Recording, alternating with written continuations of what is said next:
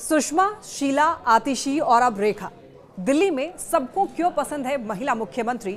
Video को आखिर तक देखिए, मैं बताती हूँ आपको ऐसा क्यों। नमस्कार, मैं हूँ आपके साथ लक्ष्मी। दिल्ली में नए मुख्यमंत्री को लेकर के 11 दिनों से चल रहा सस्पेंस आखिरकार बुधवार को खत्म हो गया।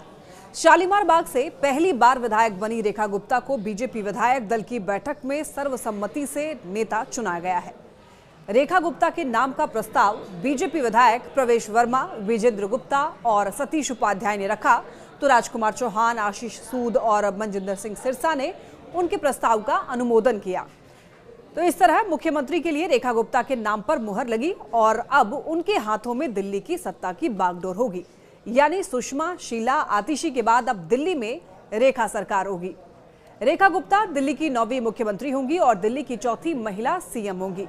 रेखा गुप्ता से पहले सुषमा स्वराज, शीला दीक्षित और आतिशी महिला मुख्यमंत्री रह चुकी हैं। बीजेपी ने एक बार फिर महिला शक्ति पर भरोसा जताया है, लेकिन सवाल ये उठता है कि दिल्ली में कांग्रेस से लेकर आम आदमी पार्टी और बीजेपी को महिला मुख्यमंत्री क्यों पसंद है।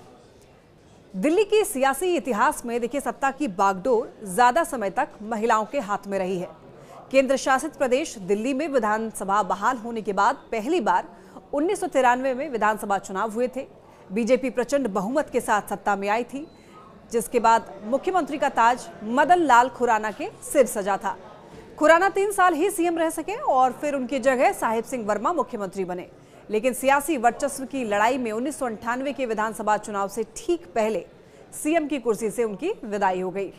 साहिब सिंह वर्मा के सीएम पद से हटने के बाद बीजेपी ने सुषमा स्वराज को सत्ता की कमान सौंपी। 12 अक्टूबर 1998 को सुषमा स्वराज ने दिल्ली की पहली महिला मुख्यमंत्री के रूप में शपथ ली। हालांकि 2 महीने के बाद विधानसभा चुनाव हुए तो भाजपा को करारी मात खानी पड़ी और कांग्रेस सत्ता में वापसी करने में कामयाब रही।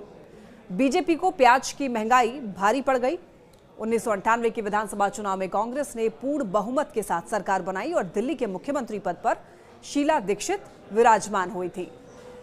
शीला दीक्षित दिल्ली की दूसरी महिला मुख्यमंत्री बनी। दिल्ली की सत्ता पर लगातार 15 साल तक कांग्रेस ने राज किया और इस दौरान सत्ता की बागडोर शीला दीक्षित के हाथों में रही।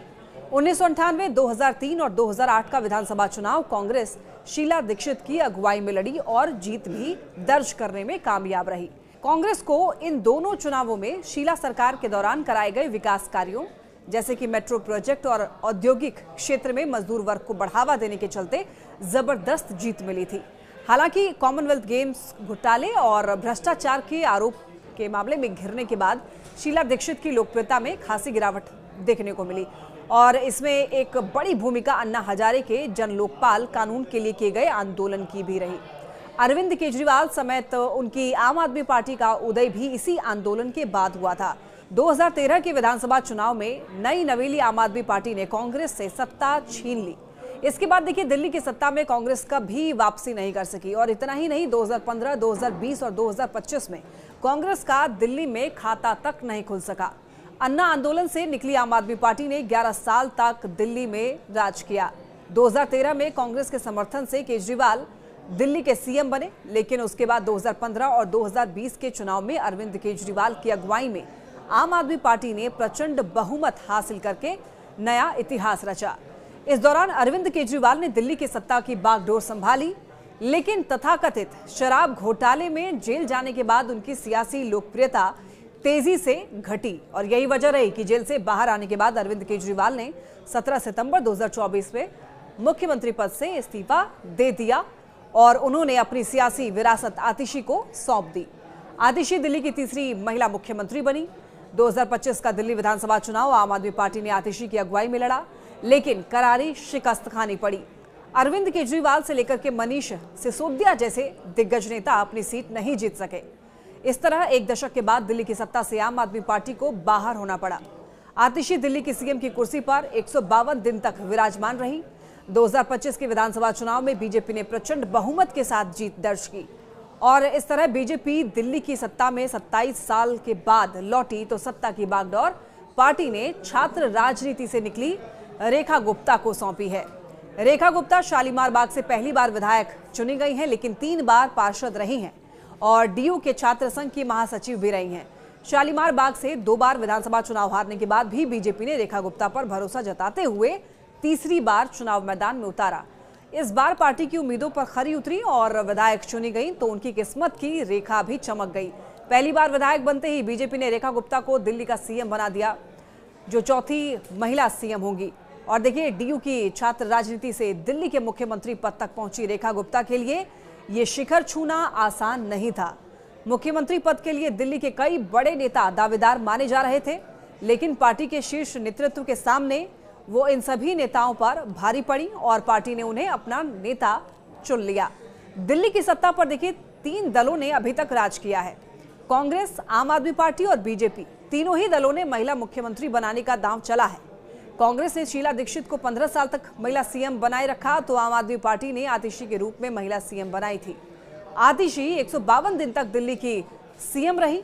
बीजेपी ने महिला सीएम के रूप में सुषमा स्वराज को सत्ता की बागडोर सौंपी थी, तो अब रेखा गुप्ता को सीएम बनाया है। इस तरह दिल्ली में सभी तीनों प्रमुख दलों ने महिला सीएम का दांव चला है, जिसके पीछे आधी आबादी को साधने की स्ट्रैटेजी रही है। कांग्रेस, आम आदमी पार्टी और बीजेपी महिला सीएम बनाकर के दिल्ली की महिला मतदाताओं को लुभाने की रणनीति चलती रही है। साइलेंट माने जाने वाली महिलाएं दिल्ली की सत्ता डिसाइडिंग वोटर बन चुकी हैं। दिल्ली में महिला मतदाताओं की संख्या और उसकी सरकार बनाने में भूमिका बेहद महत्वपूर्ण है। केजरीवाल सरकार ने पिछले कुछ वर्षों में महिलाओं के लिए कई योजनाएं भी शुरू की हैं, जिनमें मुफ्त बस यात्रा, महिला सुरक्षा कार्यक्रम और महिलाओं के लिए आर्थिक सशक्तिकरण के कई प्रयास इसमें शामिल हैं। और इन योजनाओं से आम आदमी पार्टी ने महिला मतदाताओं के बीच मजबूत पकड़ भी बनाई थी। इसीलिए केजरीवाल ने अपनी सियासी विरासत एक महिला के हाथों में सौंपी थी। 2025 की विधानसभा चुनाव में बीजेपी की जीत में महिला वोटर की भूमिका अहम रही है और इसीलिए बीजेपी ने सत्ता की बागडोर रेखा गुप्ता के हाथों में सौंपने का निर्णय लिया है। रेखा गुप्ता की सौम्य और घरेलू छवि दिल्ली की महिलाओं को साधने में मददगार साबित हो सकती है। उनकी छवि एक ऐसी महिला की है जो कि जनता के करीब है, उनकी समस्याओं को समझती है और ये छवि महिला मतदाताओं को एक एहसास दिलाएगी कि उनके मुख्यमंत्री उन्हीं में से एक है। इसके अलावा देश भर की महिला वोट बैंक को साधने में भी रेखा गुप्ता मददगार साबित होंगी और देश में महिलाओं के वोटिंग पैटर्न में बड़ा बदलाव आया है और महिलाएं अब सत्ता बनाने और बिगाड़ने में ताकत भी रखती हैं। तो पिछले कुछ चुनाव से देखिए महिलाओं का वोटिंग प्रतिशत भी बढ़ा है। 2019 के लोकसभा चुनाव में पुरुषों के मुकाबले महिलाओं का वोटिंग प्रतिशत 1% ज्यादा रहा था। 2024 में वोटिंग पैटर्न बराबर रहा है। पीएम नरेंद्र मोदी से लेकर के बिहार में नीतीश कुमार और ममता बनर्जी तक महिलाओं के वोट बैंक पर अपनी पकड़ बनाए हुए हैं।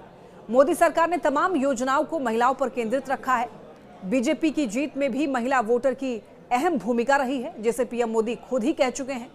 दिल्ली देखिए मेट्रोपॉलिटन राज्य है और यहाँ पर शिक्षा और प्रति व्यक्ति आय का स्तर जो है वो देश के टॉप स्टेट में शुमार है। दिल्ली में पुरुषों के साथ साथ महिलाएं जो है वो कदम से कदम मिलाकर चल रही हैं और अपने निर्णय भी खुद ही ले रही हैं। तो वोटिंग को लेकर जागरूकता का स्तर जो है ग्रामीण इलाकों की तुलना में यहाँ पर अधिक है।